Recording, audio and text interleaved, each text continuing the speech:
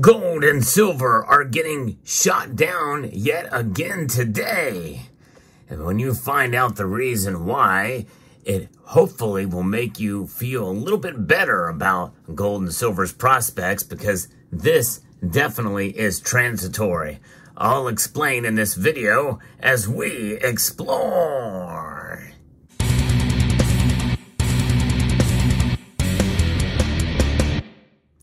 For 3 days in a row, we've seen a mere massacre in the gold and silver prices. But when you put it all into perspective, there's still a long way to go to the downside before we see the prices get back to where they were before this big rally that we're seeing.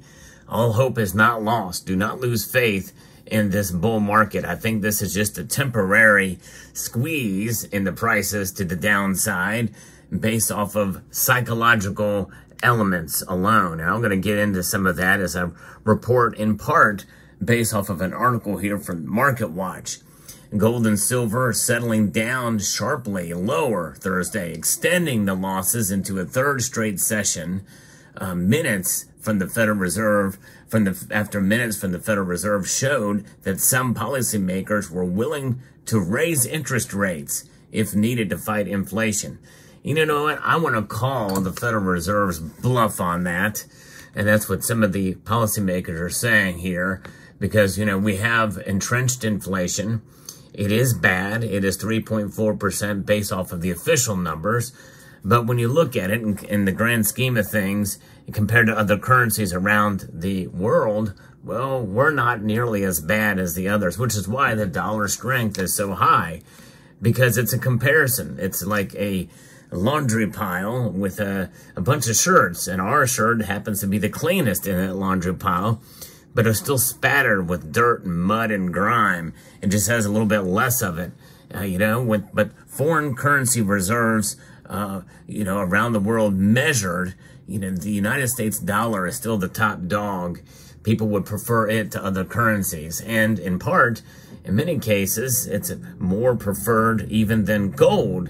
Even though gold is rising as a form of a reserve, the dollar is still the top currency. So this is one of the reasons why gold, and especially I think silver, really has not really broken out much like what we would think it should be.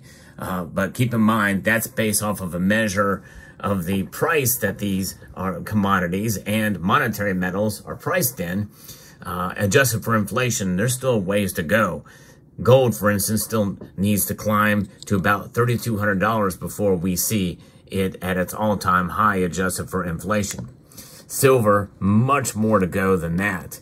It's not even, it's still got a ways to go to its nominal high of $50 an ounce. Adjusted for inflation, we're talking triple digits for silver. So quite a long ways off there for that metal.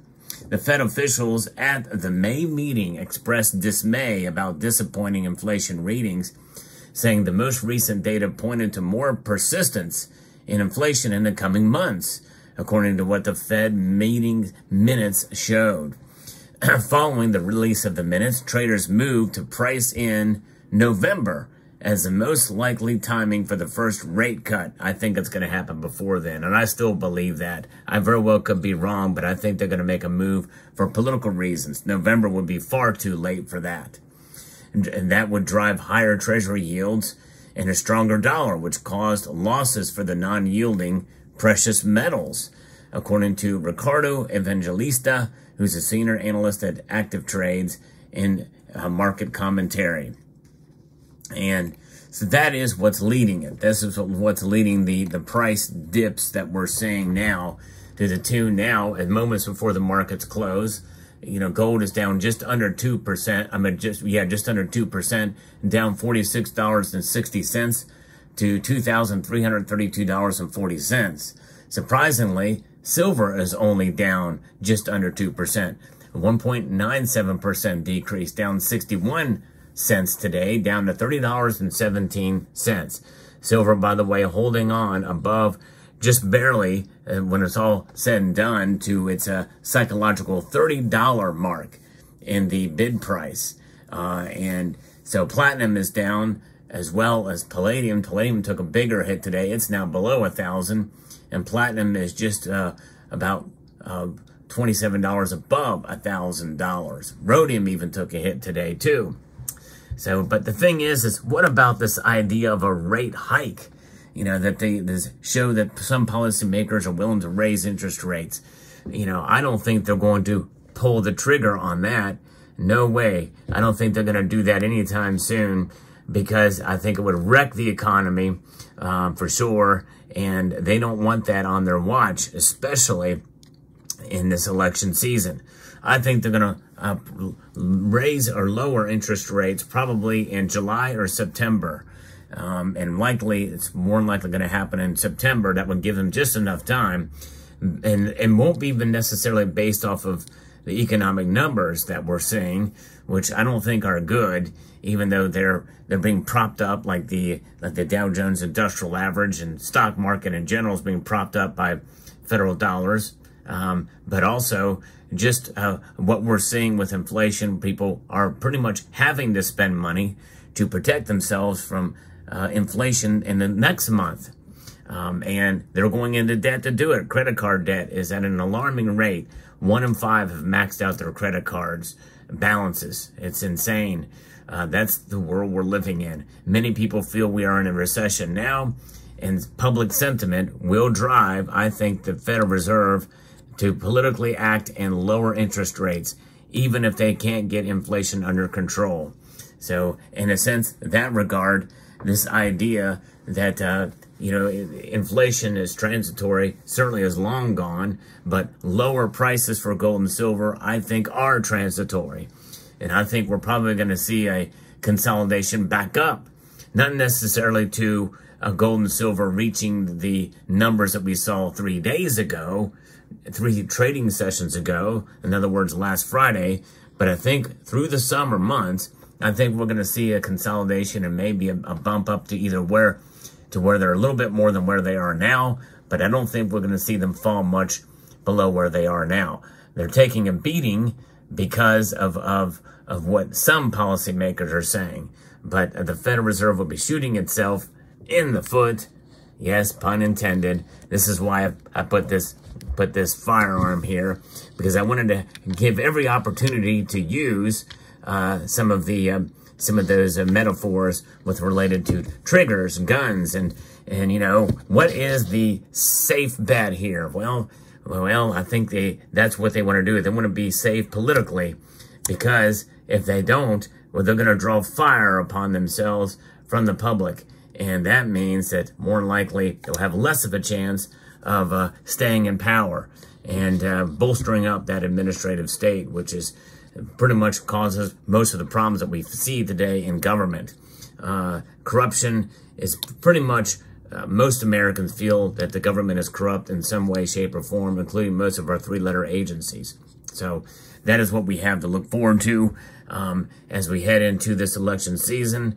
And they're going to pull out all the stops, and including politicizing the Federal Reserve. We already know it's been politicized, and so I can call their bluff here. We've seen, especially with what we've undercover recordings that we've got from Project Veritas, that shows that they are definitely political with regards to DEI, with regards to adjusting things in order to make this administration look good, and that's what they do, and they're not above it. And one can make a cogent argument that many of our 3-letter agencies and whoever's in power can adjust them and use them for their own political purposes.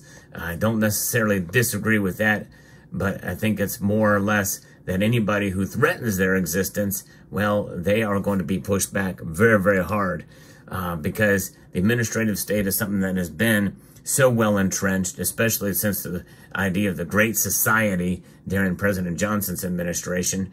That's where it really has its fingers running deep, its claws deep into the life of unelected bureaucrats making a lot of decisions that are not good for us, the American people, and that is a problem. So therefore, I still think that the Federal Reserve is likely going to probably cut interest rates sometime this year. Damn inflation. They don't really care about that. To them, they may just try to justify, well, we really 3% is not so bad, or a little bit above 3% is manageable, but we want to get the economy, we want to get dollars flowing again. We want to get stimulus into the economy. They already are doing it. This administration's already spending, I don't know how many millions of dollars for, to try to relieve the debt of a portion of their population that they want to vote for them. And to me, that is immoral.